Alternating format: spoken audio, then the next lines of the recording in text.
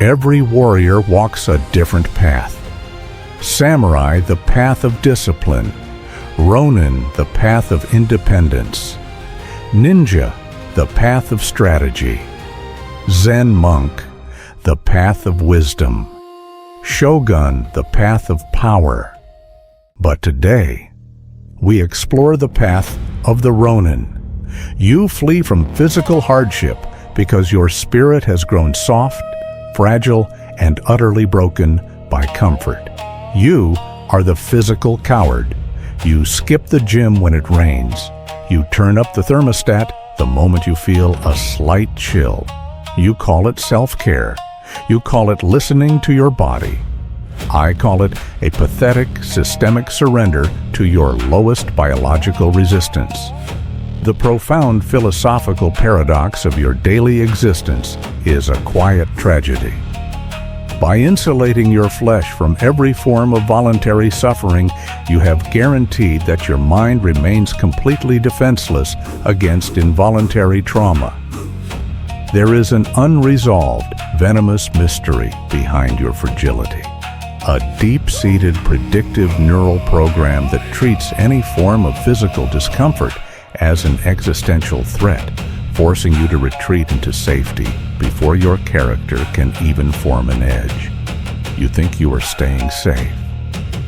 In reality, you are just slowly decomposing inside a climate-controlled cage of your own design. You are an invisible ghost avoiding the forge because you are terrified of the heat. The ancient standard of the Ronin demanded an absolute, monstrous level of mental toughness. When a masterless warrior stepped into the wilderness of feudal Japan, his flesh was his only fortress, and his physical resilience was the absolute baseline for his survival. Modern decay has turned you into an oversensitive dependent, a delicate domestic animal that collapses into anxiety when the external world drops its temperature by a single degree. You treat your body like an unchangeable luxury asset rather than a brutal machine that must be forged through relentless impact. Miyamoto Musashi did not build his legendary legacy inside a comfortable room or by negotiating with his own fatigue. The mountain wilderness where he forged his mind was a violent arena of freezing winters, biting winds, and absolute isolation. The air inside his mountain retreats carried the visceral scent of damp pine needles, wet granite stone, and the sharp metallic tang of cold steel. He did not wear silk robes or sleep on soft mats. He walked barefoot across frozen earth, his skin leathered by frost, his muscles hardened into iron plates beneath raw traveling fabrics. During his definitive clash with the entire Yoshioka clan, he did not look for tactical safety variables. He stood alone against dozens of swordsmen in the early morning fog of Ichijoji, his breath billowing like smoke in the crisp dawn air. He did not suppress his natural fear. He transformed it into a cold, predatory focus. He moved with standard-setting automaticity, his dual blade cutting through iron armor and bone with medical precision. He survived because his internal architecture was entirely uncoupled from his physical comfort. Later, as he sat inside the unyielding, silent stone vacancy of Regondo Cave to write the Dokkodo, his body was broken by age, but his mental toughness remained an immovable monument. He left a final command for human capability. Think lightly of yourself and deeply of the world. He understood that a man who has completely conquered his own physical complaints is a man who cannot be broken by any earthly empire. The mechanics of your failure are clear. You use immediate physical comfort as an emotional anesthesia to avoid facing your own spiritual vacancy. The exact second a task requires physical strain, an intense workout, or an uncomfortable environment, your internal narrator manufactures a protective excuse to justify your retreat. You have permitted your prefrontal cortex to be completely hijacked by a survival mechanism that belongs to an ancestral primitive. You must block the escape paths, alter your baseline rules, and forcefully introduce your body to the cold weight of the forge. Forge the vessel. You are actively looking for an exit right now because the raw confrontational precision of this bofeton makes your soft ego burn.